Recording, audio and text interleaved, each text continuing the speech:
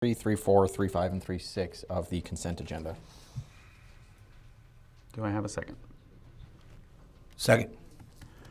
We have a motion from Councillor Preller, a second from Councillor Farrow. Any comments before? Okay. All in favor, say aye. Aye. Aye. Aye. Aye. Aye. Thank you. Item number 4, hear from the citizens. We have one blue card from Sharon Woodard. Where is she? Come on up, Sharon. Just state your city of residence, not your full address. And then you'll have 3 minutes. Good evening, Sharon Woodard, Page. I just want to speak tonight. I know there's been a number of us that have been coming to meetings. Once we were aware of the land sale for the data center, there's lots of stuff going around on social media back and forth. Tonight, I just want to speak about the fact that there are a number of us that believe this should be going to a vote. I think, especially given some of the situations that happened one council ago, if it was important enough to sue the city, I think that this is equally, if not more important. 500 acres. There are people that are concerned about this from the air and water, about their bills. I'm going to add on my end, the NDAs, the fact that they're doing them all over the nation doesn't make them right to me. It means billionaires are doing this secretively because it's so competitive, and there's so many millions, if not billions of dollars at stake, that they're kind of bullying their way through this. To be told that we're rushing this and trying to squash people's information is actually the exact opposite of how we feel when you guys have been sitting in executive sessions for months. And we ask questions and we get vague answers, and I sat through that presentation and got very little information from that fellow who was over in England or whatever. So we're concerned on many levels. I just want to also make a point of saying, when you're going to post about the Primo Eagle Mountain as being the what we should be ascending to, there's a lot of missing information there. Like, their water bills have gone up. They went up in 22 for the first time in 20 years. They're on water restrictions. They can't water anything in their yard between 10 and 6.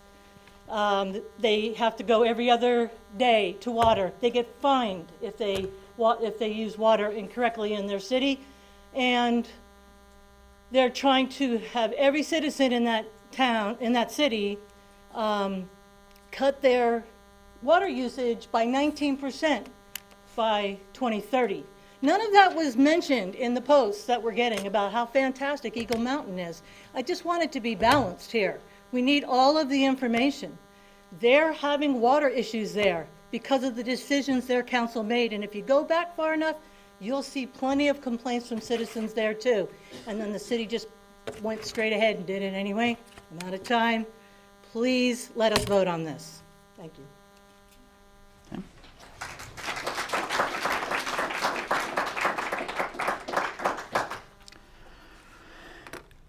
Item number 5.1, Mayor's Reports and Announcements. I just have a couple of shout outs that I want to do.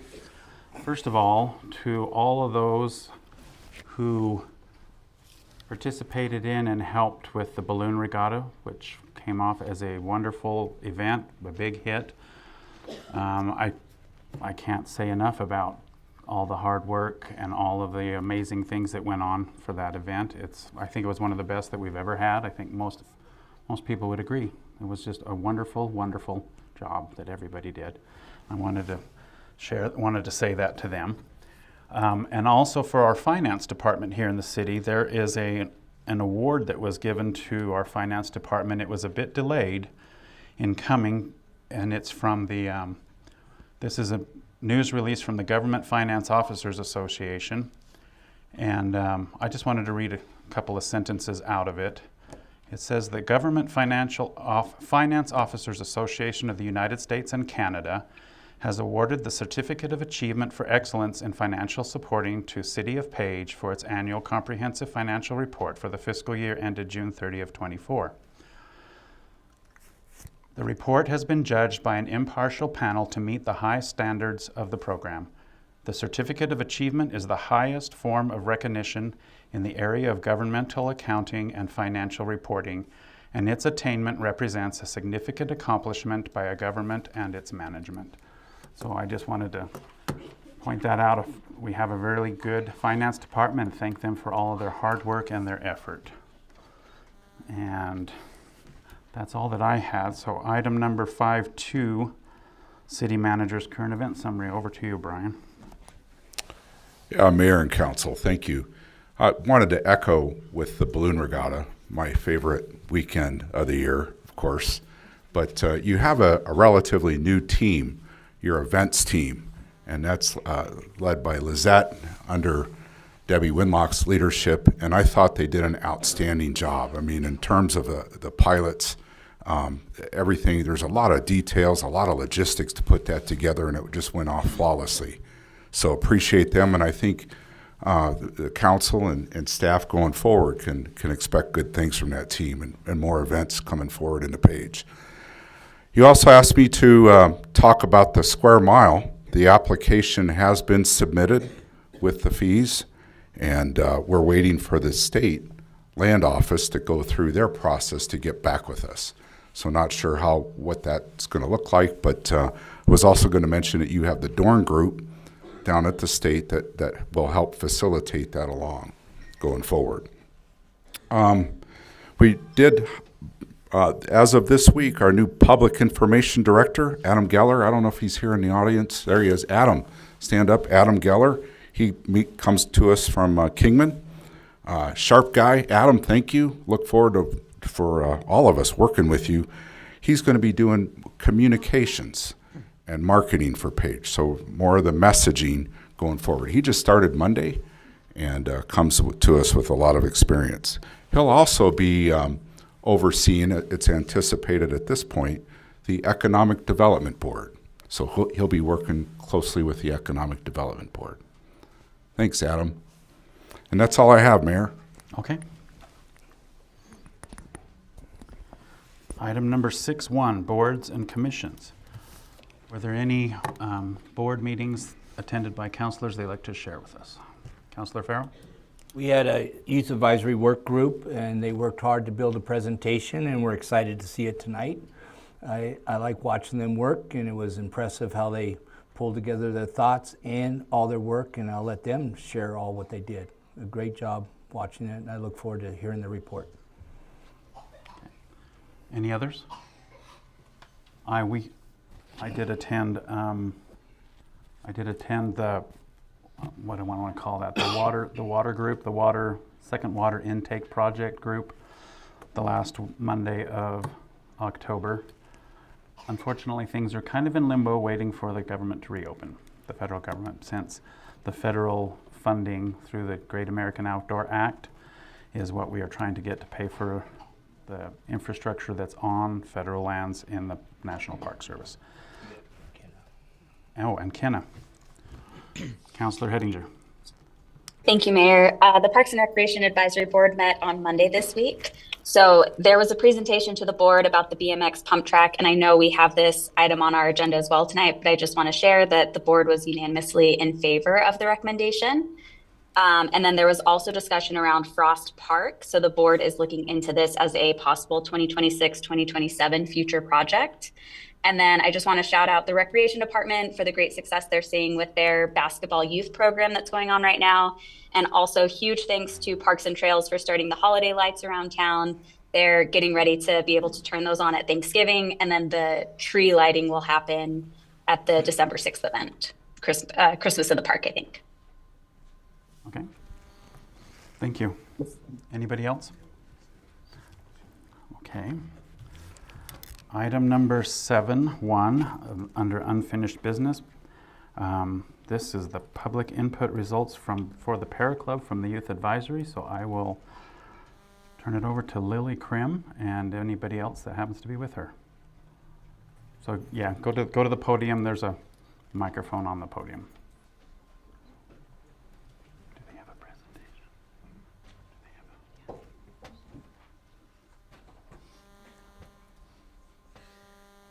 Hi, we're with the Youth Advisory Commission, and this is Kaylee Begay. We're both going to be presenting to you guys today. How do I go? So we took a series of survey results. The first one I'm showing you is online. And first we asked what types of programs or activities would people be most interested in. And health and wellness was definitely a popular one. Also arts and crafts, STEM and education, sports recreation, cultural events, and mental health resources, which is very important to this town, and obviously people think so as well. We had a total of 11 responses. 6 were adults and 5 were under the age of 18. And yeah, so this basically shows how important it is for these things. And we also asked what features or spaces would people like to see included in the Pera Club. And some responses included arcade room, cultural room, commercial, kitchen, study room, a quiet area, a lounge, open gym, small library, and a recreation room. Here are our in-person survey results. We asked on a scale of 1 to 5, rate how important you feel it is to have a free and safe space dedicated to the youth and page, and all of our participants answered a 5, which we also agree with. We wanted to dedicate a safe space for our peers, and we wanted to highlight the importance of a secure environment designed specifically for people our age and teens as well. We want to emphasize community and support for a teen-focused area in town. And for this, you can see up on the board, all of the people who participated in the survey were older than 18. So you can see how, as well as teens, parents also support the club. What types of programs or activities would you be most interested in? These were the responses from the in-person survey. Life skills such as cooking, financial literacy, and self-defense.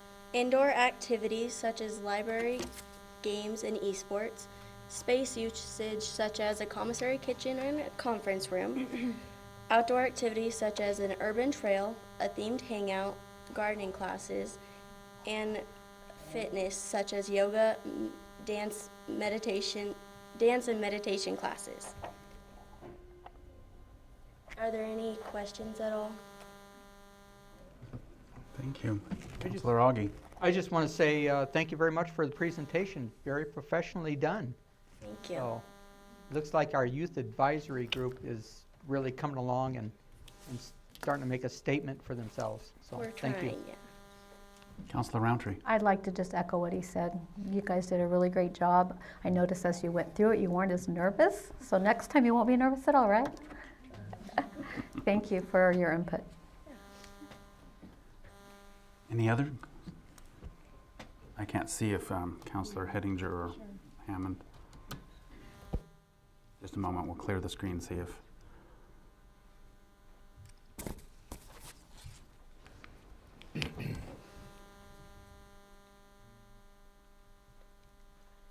Yes, I see a hand up, but I can't tell who it's from.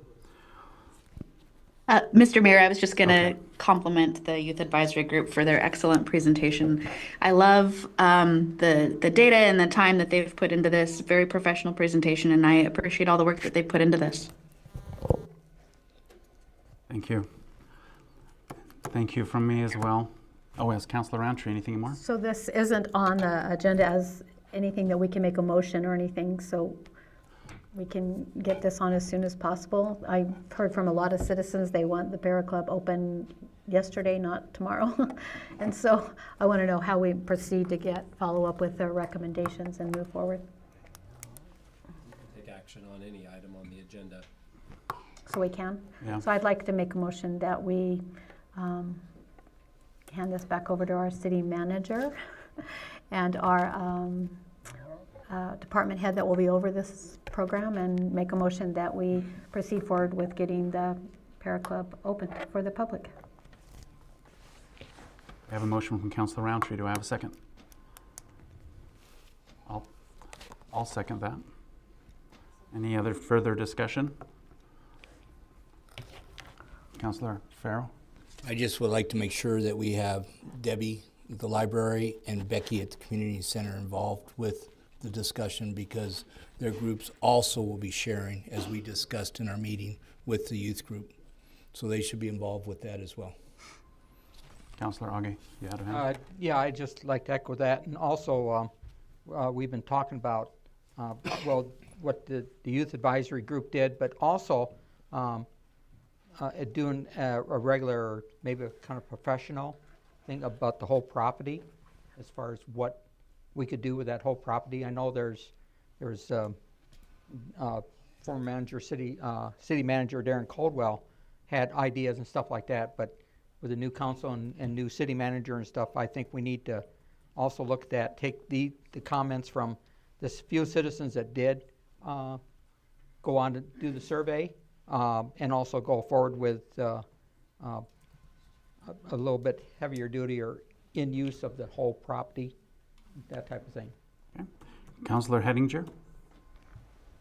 Yeah, echoing Councilor Augie, the Parks and Recreation Advisory Board would like to see a master plan for the Para Club.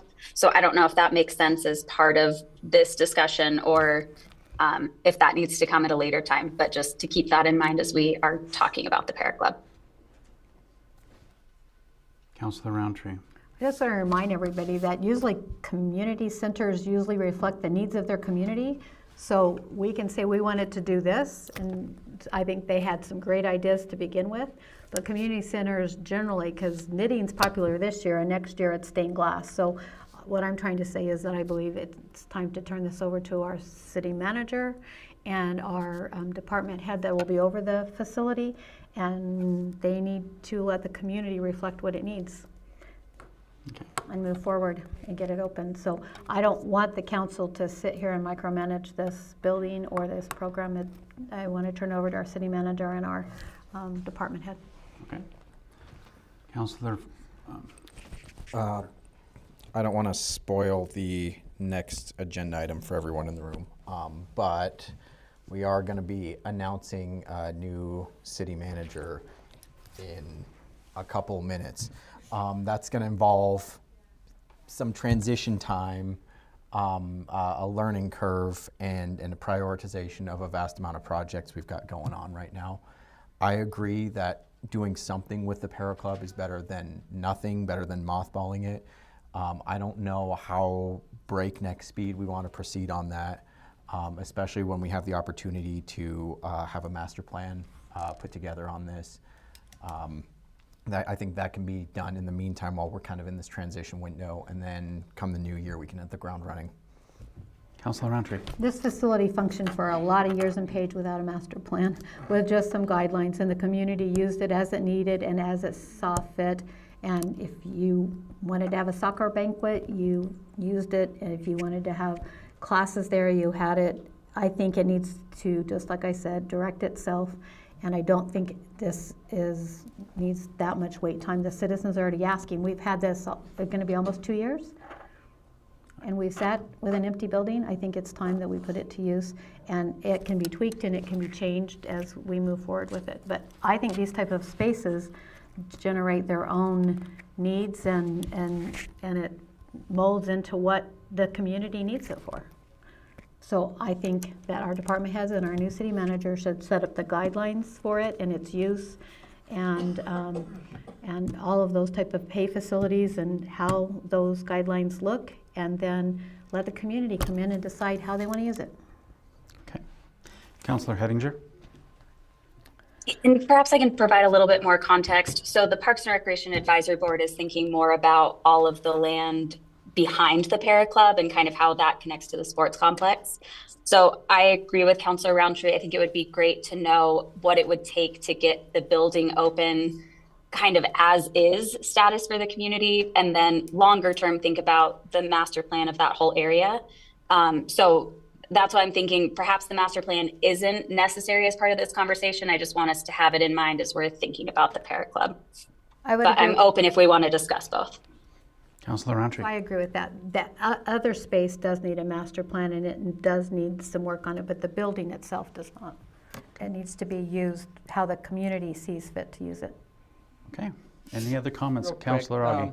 Again, like I think Councillor Roundtree said, let's not micromanage this. What I said initially is that we have what the youth advisory group came up with, and let's use that and start the ball rolling, but work as on a master plan like Councillor Henninger said, and what the Parks and Recreation Board wanted to do is a master plan for the whole, for the grounds area and stuff like that. There's a lot of stuff that can be used down there right now, so let's get going with it. Okay. So we have a motion on this item from Councillor Roundtree, a second from myself. All in favor, say aye. Aye. Aye. Aye. Aye. Any opposed? I think that was unanimous. Thank you. Thank you guys for your time. Thank you. Thank you, girls.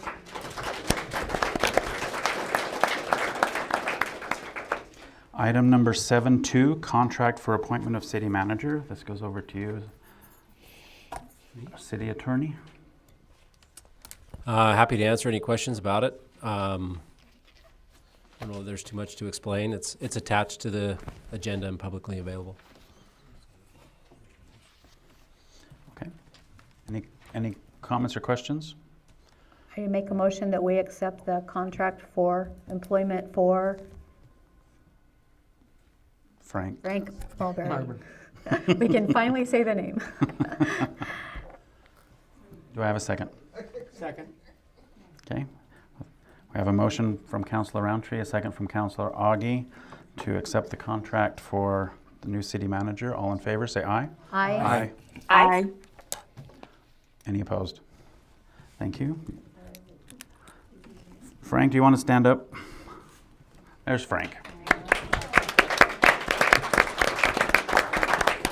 His official start date will be December 1 or 2? December 2. That's the official start date. Okay.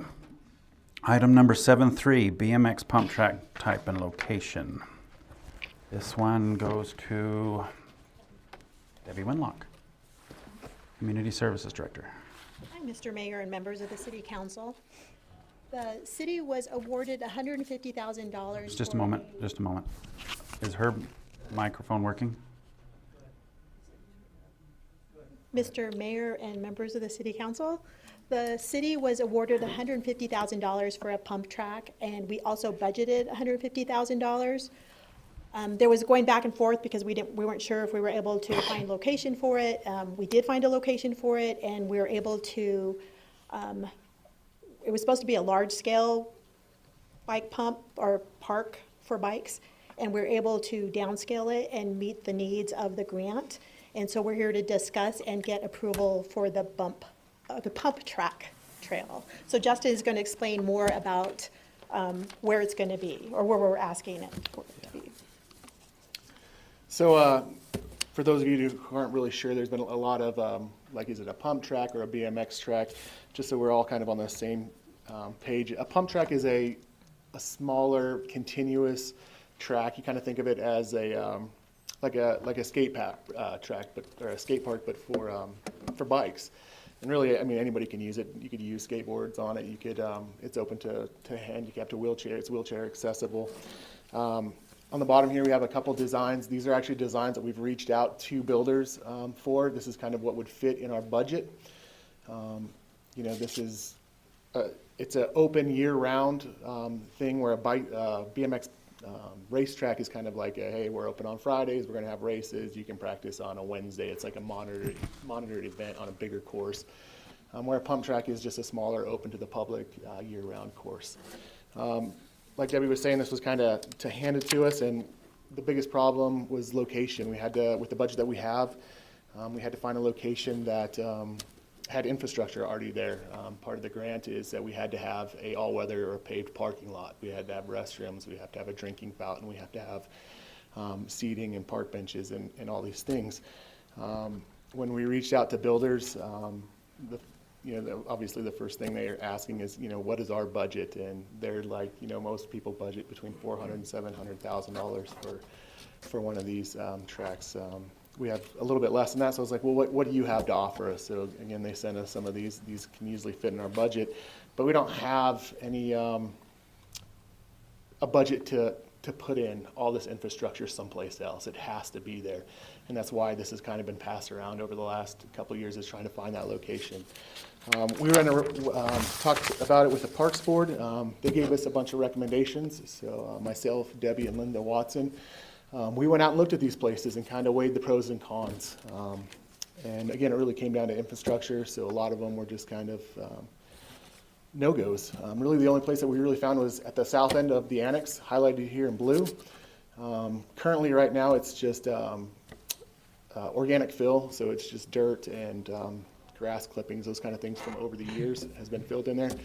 It's someplace that we cannot use to build a structure or anything weight bearing, but it's good for parks and in this case a pump track.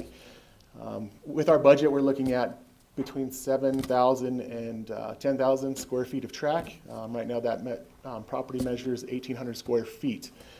It kind of falls off on the south end of it. If we wanted to go bigger, we could, or grow later on.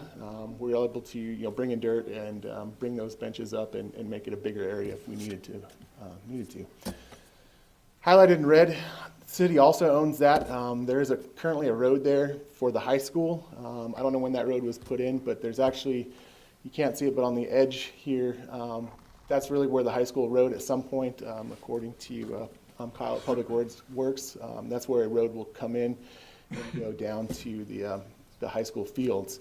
So at some point that area will be opened up to us. There is currently kind of a decent area there that we could grow into later on. So our recommendation is that we put it down here. The reason being is we have the majority of what we have to do for the grant. We have a parking lot, we have a restroom that's already there, we have electric, we have water. All the infrastructure is there, and that's really the only property that we have available with those things. So the Parks and Rec Board recommended that we do use this property for our bike pump. So we're bringing it to you for approval. Yeah. So are you done? Yes, Okay. sorry. Councillor Augie. I make a motion that we approve from the Parks and Recreation Board, the site location for the pump track for the city of Page. I'll second it. Any further questions or comments for our presenters? Can you give me back the screen so I can see? Okay.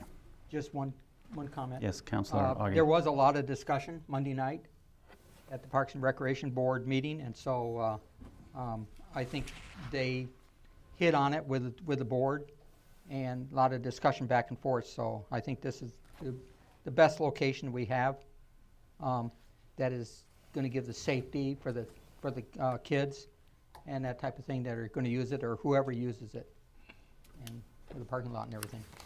Councillor Roundtree. I want to thank the Park and Recreation Board and Debbie and anyone who saved our grant and got creative. Thank you for doing that. The paper said we weren't in favor of the facility, but we were. It was just not in the right location. And after our big last rain, if you drove over there, you would see that Reinhold Lake is named that for a reason. It's where our runoff water goes. So I don't have any idea why anyone ever chose that spot to put this pump track. But thank you for the efforts and the work and trying to save our grant and doing that. It was great. And you guys did it really quickly. I figured this would take a lot longer. So. Any other comments or questions? Okay, we have a motion from Councillor Augie and a second from Councillor Roundtree. All in favor, say aye. Aye. Aye. Aye. Thank you. Any opposed? Thank you. Thank you. Thank you. Thank you. Thank you for your presentation. Item number 8.1, new business, Page Police Department drone as first responder. This will go to whoever's presenting from the police department. Mr. Mayor, councilors, we appreciate the time tonight. Drone as first responder is part of our real-time policing program that we've implemented and basically that we're building. We have a drone already. We've had quite a few successes with that drone. Lieutenant Ted Bernard is in charge of our real-time policing. He's the one that's pushing it, going out and doing research and figuring out what's best for us. And I'm going to turn the time over to him briefly here and let him provide information, educate you guys a little bit on what we've done so far and where we want to go. And then we'll talk a little more. Good evening. I appreciate, as always, having an opportunity to come before council and present, especially with a topic that is really my why and why I'm still in the profession of law enforcement. Keeping law enforcement in our community safe is something that's extremely important and something that I'm very passionate about. Tonight we're going to talk specifically how it pertains with what is referred to as DFR, or drone first responder. So a lot of people, I'm sure, on the dais as well as in the audience are curious exactly what is DFR, what does that look like? So drones first responder is essentially the main difference between what a traditional drone is and what I'm going to show some video here in just a little bit on is the drone will be deployed out of essentially a box that is supplied continuous power. We have worked with Mr. Hill at PUE and has ensured a location for us for the drone. The major difference with just a standalone drone is the quick response time in which the drone is deployed. My next slide, I'm going to cover a case study that I'm sure that everybody that's listening is familiar with. If you follow us on Facebook, in which the drone was deployed, it was a very successful deployment. However, from the time that we received the call until the time that we actually was able to locate the individual involved in the call, who was legitimately fearful for his life, was about an hour and a half before we were able to locate the individual. With a drone as a first responder, the drone would be immediately dispatched. The drone can respond, the pilot can operate the drone literally from anywhere in the world. We have already received our FAA licenses, our 107 license, to be able to operate that. That is already an expense out of the gate that the city has saved. We have gone through all of the process with FAA to save the money for that. The company that we're looking to go with for the DFR program, Axon is the name of the company, or Skydio. Typically we'll go through that paperwork and that approval process for that 107 license. That's something that we have already done and we've had. And so again, that's a savings to the city. Another huge benefit with the DFR program is that, especially as it incorporates to a real-time crime center and what Chief has referred to as real-time policing, is that it provides real-time video feed to our operators in our real-time crime center. And the reason why that matters is because we can dispatch a drone immediately before our 911 dispatcher even puts the call out on the radio, before our 911 dispatcher has even let our reporting party off the line. And our drone can be on scene anywhere where it's going to be based at, can be anywhere reasonably on scene within the city limits within 30 seconds. You're not going to find a law enforcement officer, unless we're fortunate enough to be up the block, that can be on scene within 30 seconds, providing real-time video feed to whatever that call may be, and in turn, obviously, keeping our officers much more safe in responding to that call. In the event that maybe somebody flees from the scene of the crime, we would be able to have a video feed providing us with very, very valuable information, in turn helping to keep the officers as well as our community much more safer. Because of this, like I said, it allows for much easier assessment of the scene and faster decision making for our officers. This, like I said, I'm going to talk about it on the next slide. It supplements the response in hard to access areas. The drone is not there to essentially replace our officers. That's not what a drone cannot obviously replace an officer. The drone is there to supplement the officers and to ensure their safety much more than without it. Obviously, as well as enhancing our community safety. I already talked about specifically how the DFR is much quicker to deploy than just the standalone drone. Something else that I wanted to touch on as well with regards to the last bullet point. The particular drone that we're looking at is equipped with night vision as well as thermal imaging capabilities. The reason why that matters, aside from some of the video you're going to see here in just a few minutes, is thermal imaging picks up on heat signature.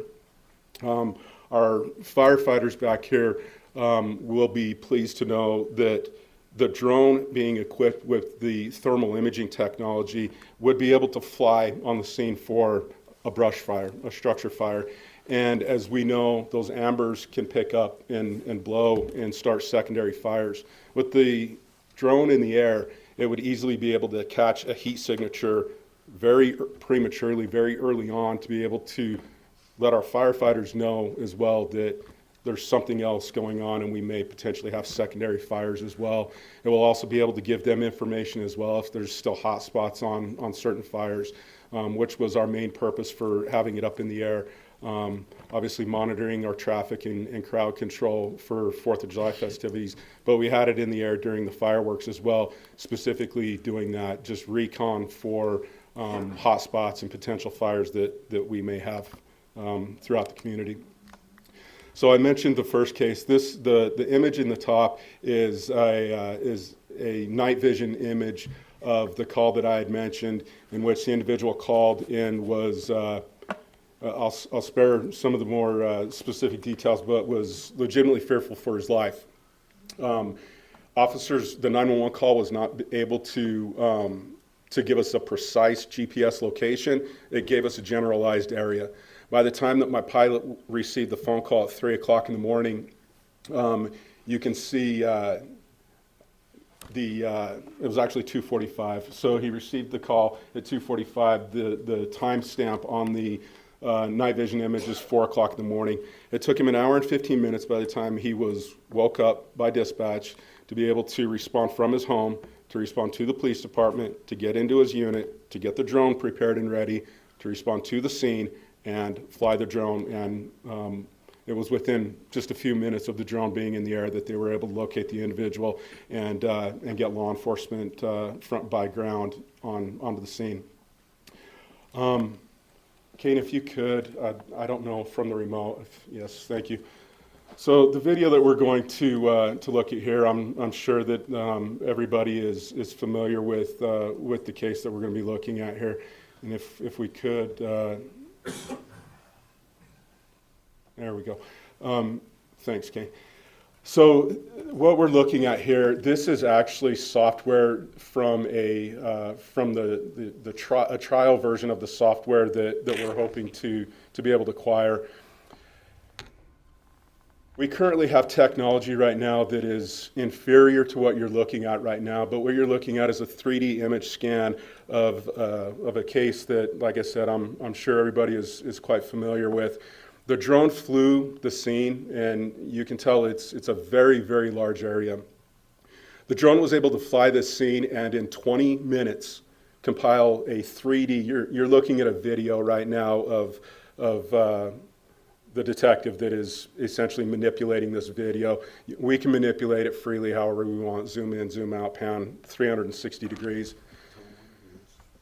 This technology, like I said, took 20 minutes to be able to scan this. The technology that we currently have right now would take weeks, possibly months, to be able to give us a detailed scan of an area that's as large as this is. Again, like I said, this was essentially a trial version of the software that we would get with through the DFR program. Thanks, Kane. If you could go to the next slide, please.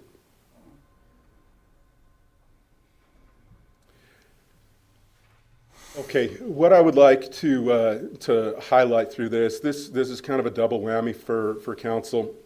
The previous council meeting, or possibly the one before, under future agenda items, council requested additional information with regards to 4th of July.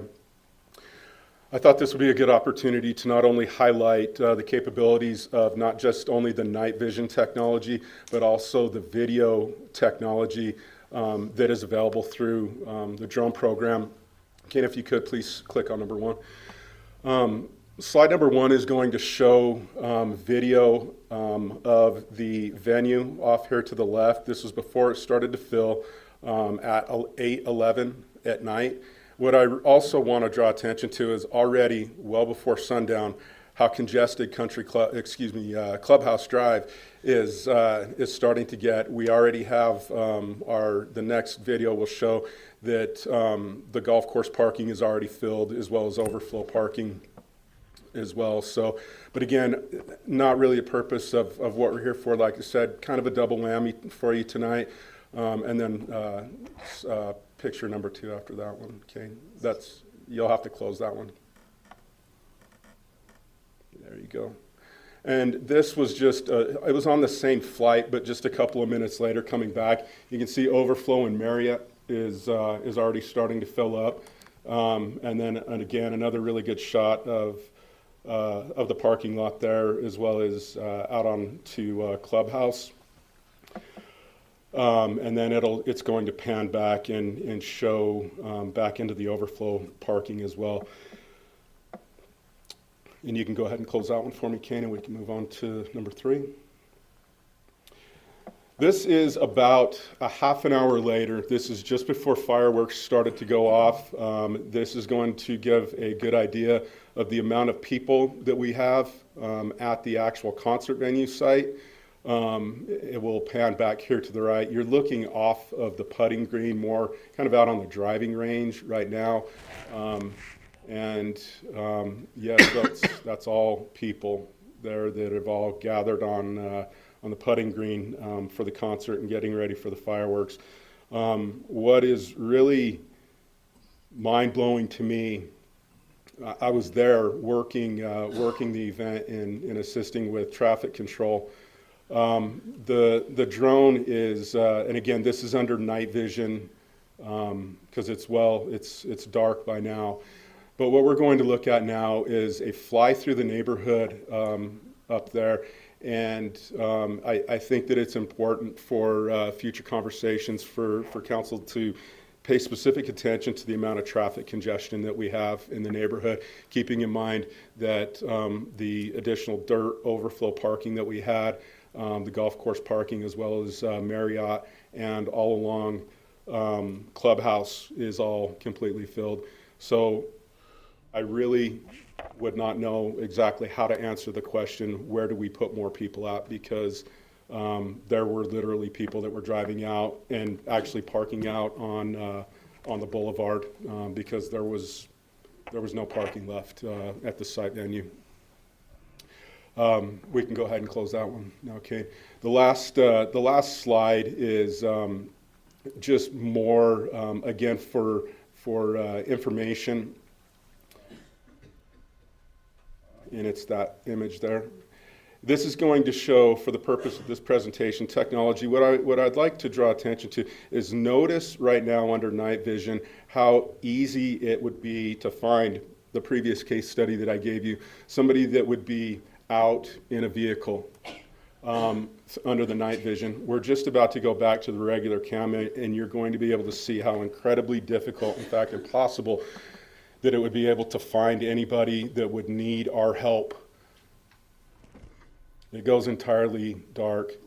But again, because this is, hopefully you're getting, like I said, a double whammy tonight, you can see the congestion and the amount of traffic. We're flying north on 89 right now, back towards the new roundabout. The flashing red and blues there was actually a traffic accident that we had that evening as well for people that were trying to leave the venue. I'd like to close just on a thought and kind of a little bit of a personal story. So back on August 25th, 2010, I was a member of the Kane County Sheriff's Office SWAT team. Late that night, we received a phone call of an individual that held up a janitor at an elementary school who was there trying to clean up the elementary. We went out that night, our SWAT team, we had a MOU. This took place in Fredonia, Arizona. Our SWAT team had an MOU with Coconino County and with Fredonia. We responded. We were unsuccessful in locating him that night. Had we had drone with thermal imaging and night vision technology, it's quite likely that we would have located him that night. The following afternoon, we got a phone call from residents in the neighborhood that the individual spotted about 100 yards with the AR, the assault rifle that he stole the night before, within 100 yards of the elementary school. We got deployed again. Our SWAT team was deployed again. He took off running out through the desert northeast of Fredonia Elementary School. Myself and a couple of other of my team members set out on foot after him. Myself and Brian Harris peeled off through a kind of a little bit of a wash, I guess, is for the lack of better words for describing it. As we went down through the wash and started to come back up through on the top side of the wash, the individual was taking cover and began firing upon us from a prone position. He ambushed and killed my partner that afternoon. I remember conversations that took place afterwards, specifically with our county commissioners. And our county commissioners essentially came to us and said, if you had a blank check, what can we do? What can we do to support our law enforcement and to ensure that this were to never happen again? Drone technology did not exist back then. Had drone technology existed back then, we would have been able to launch a drone as he fled from us. We would have been able to maintain a safe distance from him. There's other tactics that we could have been able to deploy at that time if we knew where he was at. Drone technology would have played a part in the subsequent 4-day manhunt that over 80 agencies across the West, from the Border Patrol throughout Arizona and Utah, played in the eventual successful apprehension of this individual. Nobody had drone technology. We have drone technology today. Drone technology, a DFR program, makes the lives of the men and women serving this community much more safely. I appreciate your time. Thank you.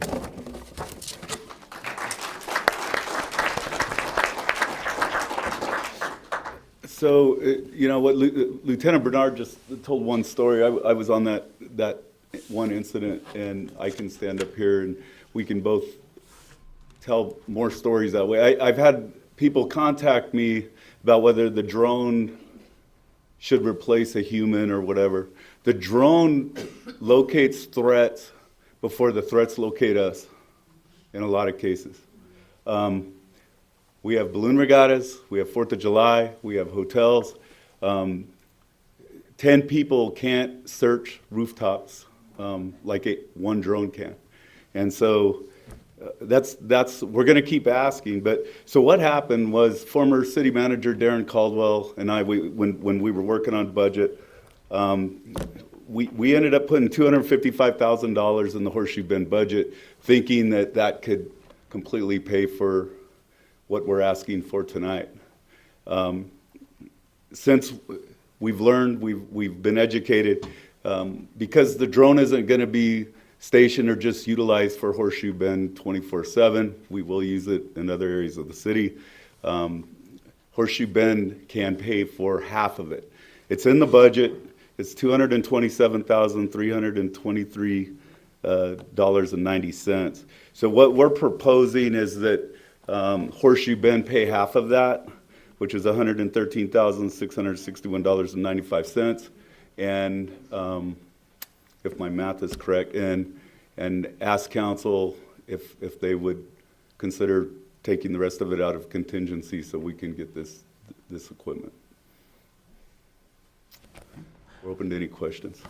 I have a quick question first for, I guess Linda's not here, so is this is an item that we can do at this point? It doesn't have to wait for a budget discussion, right? We Oh, you have as a council, contingency. Staff wouldn't do that on our own, but that would be up to council. Councilor Augie and then Councilor Preller. Quick comment, 30-second comment and question. Back in the early 70s, well, 76 on, when I was on the fire and rescue volunteer, and this when the PD was at back of the brewery back there. And so they had a guy with a gun out below, right where the old McDonald's was, in those rocks and everything along the cliffs, and this for a motel and everything. And they were searching for that guy, and Michael Diapici was one of the officers then, and they called in others, and they were walking through all those rocks and everything, trying to find that guy. I think they found him after like an hour and a half, the guy hiding there. With a drone, with the night vision, they probably could have found that person, I mean, almost instantly, okay? Because the drone doesn't go plop, plop, plop, plop, it goes zoom, and picking up the heat sensors. The other thing is that you mentioned the officer coming from home to activate the drone. That's not a time thing now, right? We can activate the drone a lot quicker. I don't know if an hour and something you said to locate the deal was that. In the situation in which we talked about on the case study, the drone is kept at the police department. And right. So, right now it does not have the capability of him being able to launch it and fly it from home or anything at all along. But it will be, right? Yes, it will be, yes. Because I remember back then we had to respond from a deep sleep at 2 a.m. in the morning with an 85 decibel pager within 10 minutes to the We're fire asking station. for now, counselors, this has a docking station. Yes. I think it'll be at PUE, and Right. an operator can launch it if he's in Phoenix, he or she here, instantaneous from wherever they're What at. the whole purpose was just to make sure that everybody was aware that it's not going to be at dispatch in an hour or so. It's going to be pretty much instantaneous and stuff like that. That was the whole point of that. Exactly. So. Thank you. Councilor Preller and then Councilor Roundtree. All right. Thanks for that presentation. I think the key takeaway was if you want to ruin any of the scenic views in Page, look at the area in a thermal scope, and it's no. Can you give some details as to like range and runtime? Yeah, so that's very good questions. I appreciate that. So the technology with drones and batteries, it's continuously, it's always getting better. Right now, the average runtime for our battery life for flight is about 30 minutes. Okay.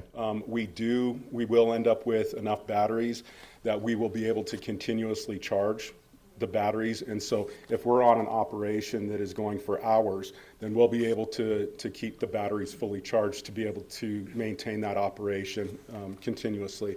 And then with regards to your other question, as far as range, the range operates on essentially a 5G signal. And so the range is limitless. So I guess how far can it fly from its charging dock before falling out of the sky or when the 30 minutes are up? I would safely say 13 minutes one way, so it can come 13 minutes back the other way. Okay. With that being said, that's not even really fair, because what we would essentially do is we would be able to have batteries nearby with a ground unit and be able to coordinate on the ground with one of our officers or with a tactical operator to say, hey, we're landing the drone at your location, replace the battery for me so I can get it back up in the air. Okay. So 30 minutes really is essentially what we're talking about before it needs to refuel. So you're just going to keep swapping batteries in so the whooshing never stops, just like the leaf blowers in my neighborhood. Fantastic. No, I'm kidding. So I'm not going to at all doubt the usefulness of this. There's very obviously like strategic advantages that a human officer wouldn't be able to cover. I understand a lot of the selling points of this. I guess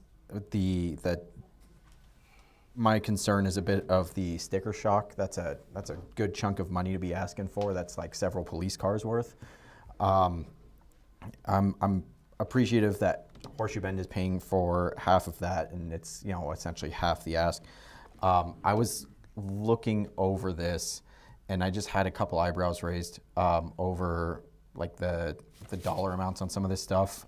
If this operates on the 5G cellular spectrum, it's just using a SIM card like everyone's phone in here right now, and that shouldn't cost like $5,000 for 3 years. I understand this is Axon, and that's industry leading, and they charge like it, but it is a little steep in my opinion. They're a bit budgeted and approved. But that's just my 2 cents. I think if we're gonna spend this much money, it should be shown off at the night outs, so the people can see where their tax dollars are going. Do some barrel rolls or something. Sure, and we had a debrief this morning with regards to the balloon regatta. It was Councilman Augie as well as Vice Mayor Farrow happened to take note that we had it out, and it was actually a very, very popular item at the balloon regatta or incident command. I shared a story of a young man, probably about 6 or 7 years old, and his family was kind of anxious and curious and excited to get over to the booths and see the glow. And this little kid was more interested. He wanted to use his dad's cell phone and take video of the video that the drone was providing back to us on the ground. He was very fascinated by it. We also had it up during the trunk or treat event, as well as monitoring for safety on Date Street as well. And so, believe me, I share your feeling as well, and fortunately, so do our pilots as well. There's a lot of excitement about it, and we definitely, it will, without a doubt, be utilized. The only other thing I can say is with the other drone, I mean, anybody can come by, Vice Mayor has, Mayor has. We do demos, but when we have events going on, we want to be utilizing those. We don't have any issue showing anybody what the taxpayers are spending their money on, but there's a time and a place as well. Councillor Roundtree and then Councillor Augie. So clear something up for me.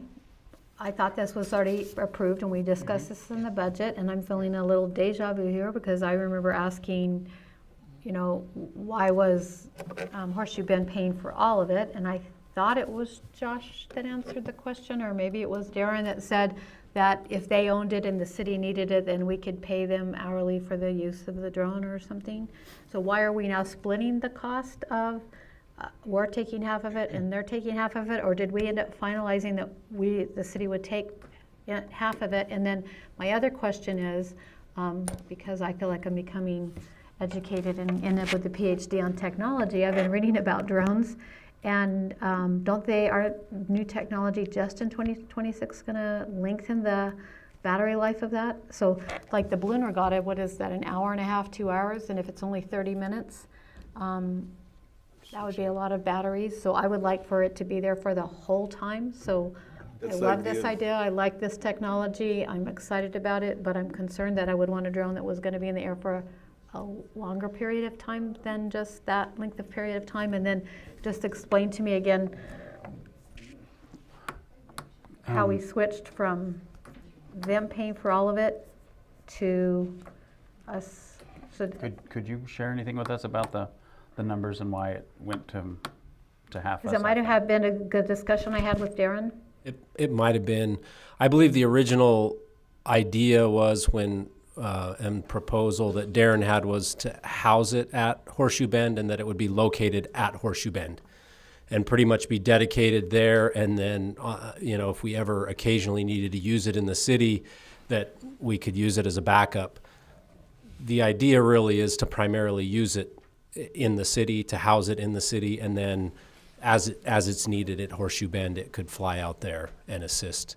So it's the other way around now, because I really thought that the proposal that was it would be out there, and then if we needed it, and then we could. Yeah, I think that was maybe the city manager's view, but in talking with law enforcement, they felt like it would be a much better tool if they had access to it in the city and could use it for the things that they've described. I agree with that, but I just wanted clarifying because it seems like I was convinced before that something else was.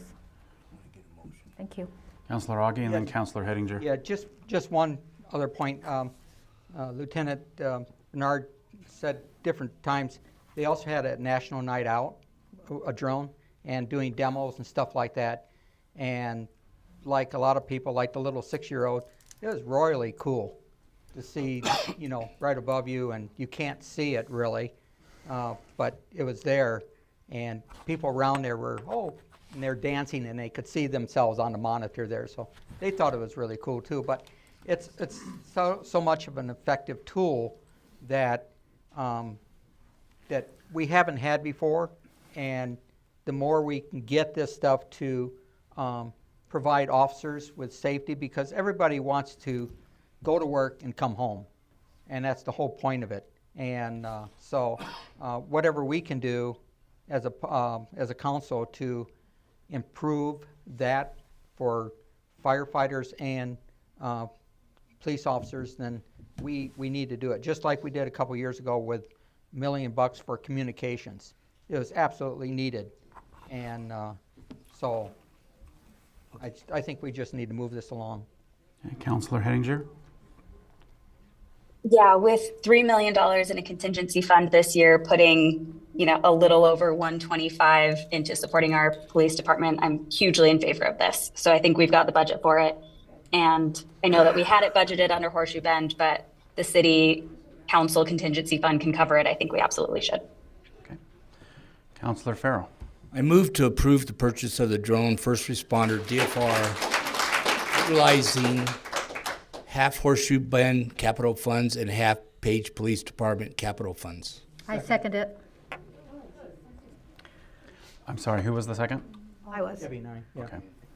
I don't care if Dave has it. That's all right. Well, can fight. You want to wrestle over it? We'll split it. So then the clarification is, when we approved before, Horseshoe Bend was paying for all of it. Now they're asking that the city pay for half of it so that it can be housed in town. So we make that clarification. And so that's where we're at, because my understanding was this was already approved, but we approved it in the Horseshoe Bend, and now we are taking over half of its responsibility, and we'll pay for half of it. Correct. Thank you. Okay, we have a motion from Councillor Farrow, a second from Councillor Augie. All in favor, say aye. Aye. Aye. Aye. Any opposed? Thank you. Thank you, guys. Thank you. Thank you for your presentation. Okay, item number 9, potential future agenda items. Number 9.1, we have short-term rental concerns. This was from Councillor Roundtree. Yes, I'm just asking that we, in the new year, revisit our short-term rental ordinances that exist in the city of Page. We've had new legislation, will be more new legislation at the beginning of the year.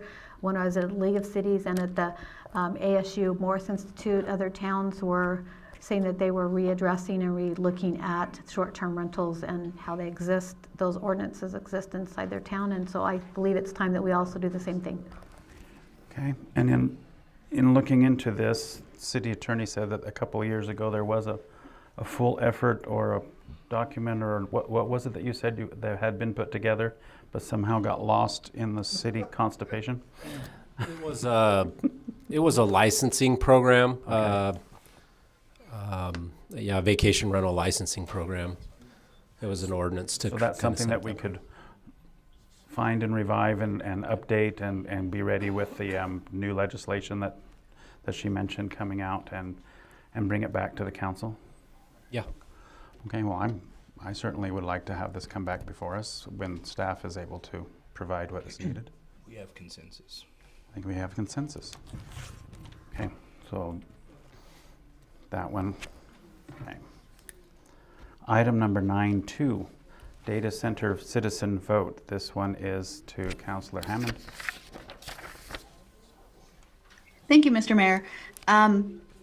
just given the feedback that we've had from the community in the last couple of weeks, I wanted to ask council if this body is interested in placing the topic of a citizen vote on the data center on a future agenda, maybe after the holidays. Okay. So is this concerning the item we already voted on in which there's already a referendum in process? Yes, I think the clerk did mention that there's a referendum. And so if the referendum has the appropriate number of signatures, then we would need to discuss it at a future meeting anyways, right? Yes. And I think the referendum would be the legal avenue for doing this concerning our October 22 vote. That's what I was trying to look into. Any comments, questions from any of Councilor Preller? I mean, this is what I would have liked for us to do in the first place. I don't know with the referendum in the air and with an ordinance being signed where we're at legally as far as procedure and whatnot goes, but I'm in favor of at least talking about it at a future meeting.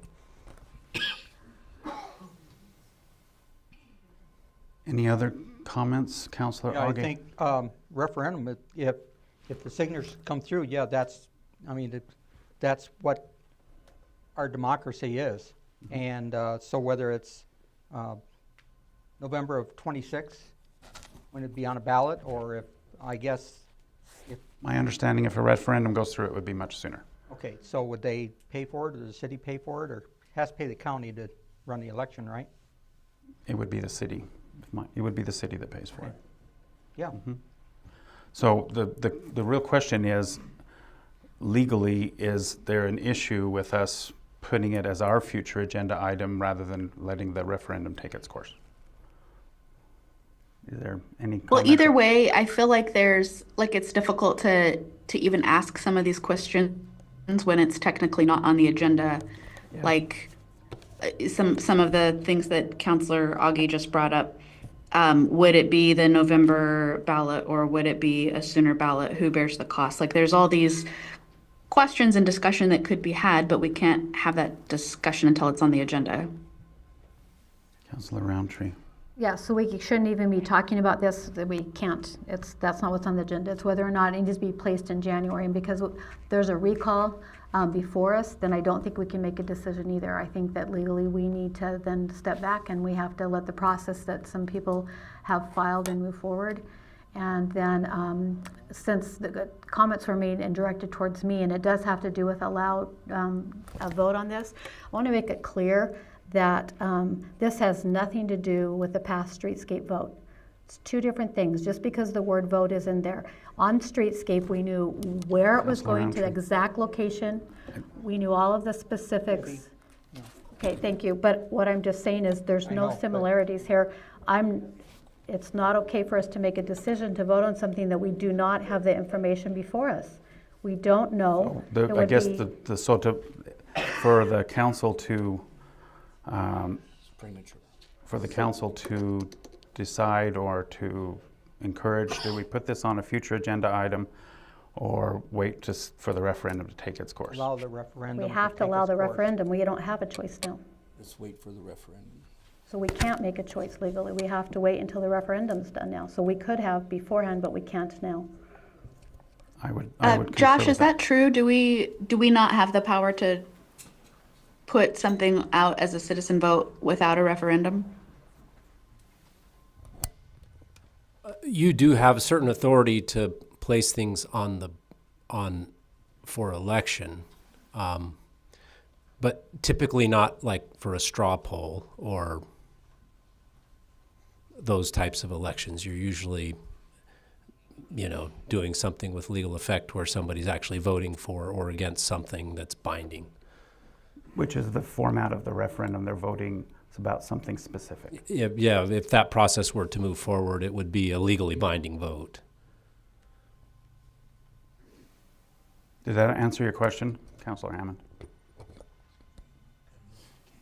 I guess. So does anybody want to have further discussion about this in January, or are you all saying you just want to wait and see what happens with the referendum? The majority is saying to hold off on that and let the referendum run its course.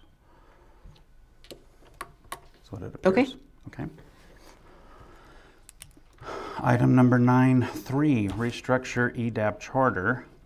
This one also to Councillor Hammond. Thank you. So this one, we've had a couple of recent events that made me want to put this on for consideration for future agenda. One, the resignation of our former economic development director, which occurred last summer. Two, the establishment of the airport advisory board, which in our current code of ordinances, the economic development advisory board is charged with airport oversight, and now that's gone to the airport board. So at a minimum, I think we need to relook that in our ordinances. But third, I think if you look at the way our ordinances are currently written, there's just not a lot of guidance for the Economic Development Advisory Board. And yet there's so much they could be doing in terms of seeking investors and developers to diversify our economy, tracking and communicating tourism trends, stimulating workforce development programs, establishing a housing authority, evaluating transportation needs. The current members of the Economic Development Advisory Board are prepared to discuss this at their next meeting, the 24th of this month, and prepare their recommendations, run them by the city attorney, and then bring it to council if we're willing to hear them at a future agenda. Okay. City Attorney, with the formation of the airport board and the upcoming bylaws for that board, will this automatically trigger? Is this something that we need to have on our agenda, or is this something that's going to come before us anyways? Well, the airport thing that'll get resolved either way about, that responsibility is going to transition to the airport board, or has, regardless. But as far as giving direction, I guess, on what you want EDAB, the board, to focus on and to work on, not necessarily, that would be something we would be probably looking for direction. So I'm good for discussing that in the future and trying to enhance the EDAB board. And Councillor Roundtree? I'm not at this time. Every one of our boards needs to have the same thing done, and it's something that our new city manager should do. It's on our list of concerns that our boards aren't functioning the way that they should be, and that they all need to be addressed. And so I don't want to single out one. I want that to be something that occurs under once our city manager takes in and he addresses everything, that all of our boards get addressed, and we look at where his direction would give us for all of our different boards, because many of them, I know the Park and Recreation at times felt like they weren't being utilized the way they should, and so it's something that needs to be looked for every one of our boards. Councillor Hettinger. Thank you, Mayor. I agree with Councillor Hammond. I think it'd be great to look at the EDAB charter. I agree with Councillor Roundtree. I think we could probably look at some other charters as well. Councillor Hammond, to your point, though, I would expect that anytime a board has a recommendation for us, that we are putting that on an agenda. And so I would hope that we don't have to add it as a future agenda item in advance, but that if a board has a recommendation for us, they're always allotted time on the agenda to present that recommendation if they want. So I just want to make sure we're all aligned on that. If the EDAB board if EDAB is planning on discussing it, I would assume it's just automatically going to get added to a future agenda. Thank you. Councillor Prowler, then Councillor Roundtree. I'm going to say that our P&Z board has been flawless and hasn't set a foot wrong in at least the last 4 months. They also haven't met in at least the last 4 months, but that's beside the point. I'm open to discussing this whenever. Councillor Roundtree.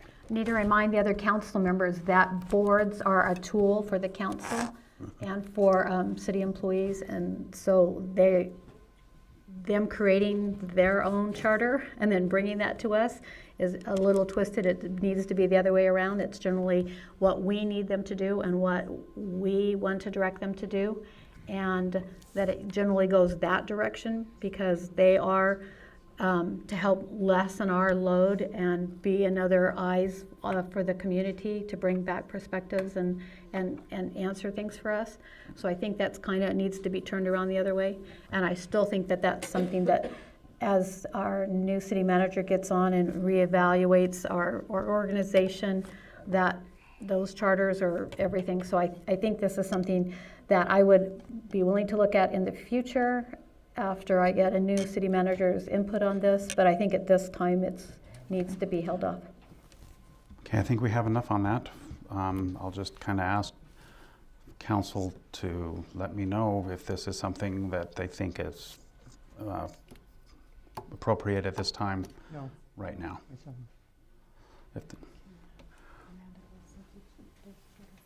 Okay, so we have a 4-3 on that we will wait on this item. Okay. Item number 9.4, Economic Development Housing Authority Director. This goes to Councillor Hammond. Sorry, I hate to backtrack, but real quick, I just want to make the point that I don't think it is super clear how our boards get things on the agenda.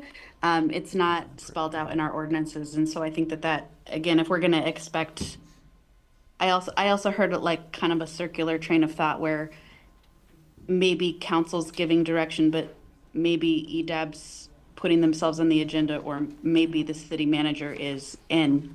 None of that seems clear to me. So if I was sitting on that board, I would be super frustrated with the lack of clarity there. I can tell you, Councillor Hammond, that there is going to be board trainings in January.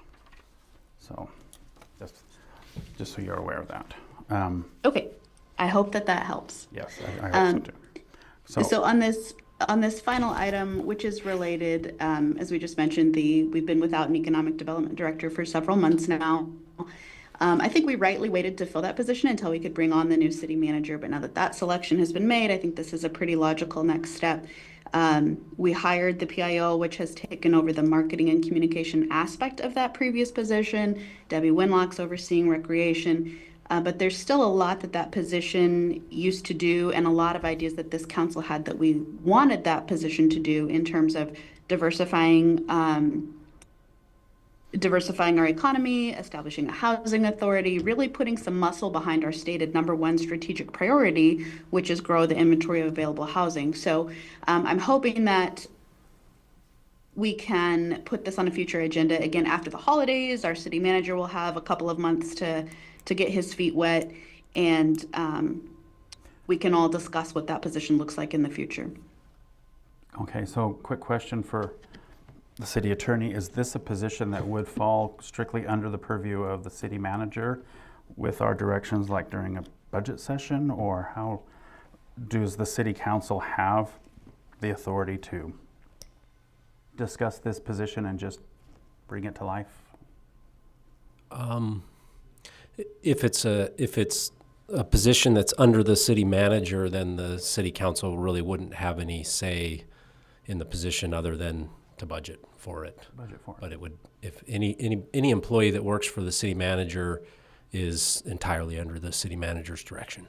And if memory serves, is that how we did the PIO position, was through that budget process? Or I'm trying to remember if that was something that was, I believe that was budgeted city for manager or in the budget. Yeah. Okay. Mayor Kidman, Roundtree. I am not in favor of this. Once again, this is something that comes under our city manager, and once he comes in and he evaluates all of our employees and our weaknesses and our strengths, and it's his decision if he feels we need a housing authority director or an economic development director, and so I am not in favor of this. Once again, I confer that this is something that we've hired a city manager for.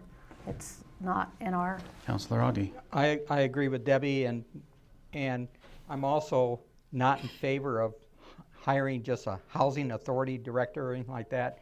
One of the things that I'm concerned about is that we're getting too top heavy. And I remember back to the days when they were waiting for someone to come in and pay a $25 ticket or something so they could run in and grab a check out of the safe and send that check out. When we got rid of a lot of the people, Brian remembers this very well, and a lot of directors and stuff. So I want to try to, let's be reasonable about this. We had just 7,300 people in this community.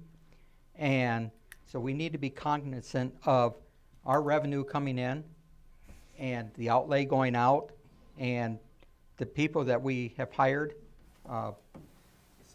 are capable of being multifunctional people, and that's what we should expect.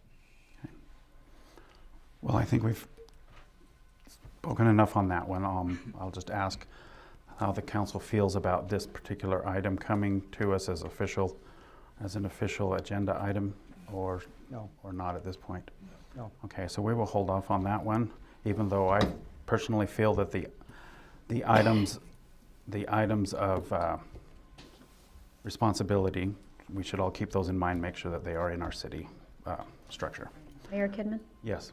I don't think that we're trying to say that we don't recognize the need for economic development or housing or any of those things. It's just that we have a new city manager who needs to evaluate where we are and what the skills are of our present department heads and where our strengths and weaknesses are. And I don't think we should already be hiring somebody. I agree totally with Councilman Augie said. We're getting a little top heavy in employees. And so I believe that we need to wait until there's an evaluation done, and our city manager has a few months to do that. Okay. But that does not mean that this board in any way is saying we don't need somebody in these areas of expertise Okay. to be identifying those things. Thank you. Okay, with that, that is the last item on the regular meeting agenda. I would ask for a motion to go into executive session 10-1, potential land sale of portion of parcel 80220005A for a resort development. Do I have a motion? Sure, Mr. Mayor. I motion to go into executive session for item 10-1. And for the community's information, they did give a presentation. So this has been brought to the citizens before we go in to negotiate. Do I have a second for the motion? Second. A motion from Councilor Preller, a second from Councilor Farrow. All in favor? Say aye. Aye.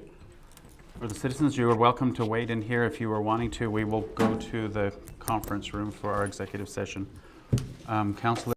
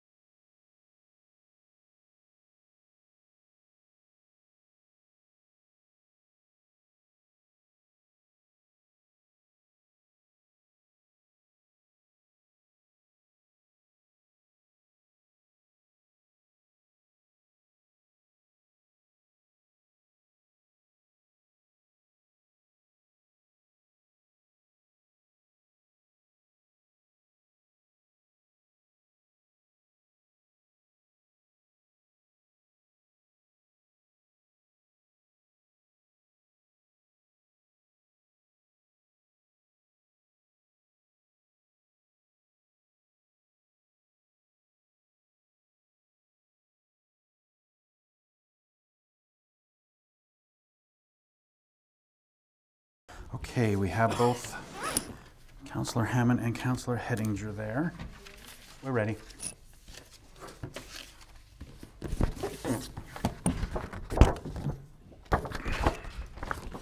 This will be short and sweet. Can both of you hear us? Councillor Hammond? Councillor Hettinger? Okay. Yes. Okay, I will reopen the regular, where's my page? I will reopen the regular council meeting, November 12, 2025. The time is 7:17. Having just come out of executive session number 10-1 for potential land sale of a portion of parcel 80220005A for a resort development, we will instruct staff to proceed as discussed and come back to us with future updates or future contracts. Okay? With that, I will adjourn the regular city council meeting.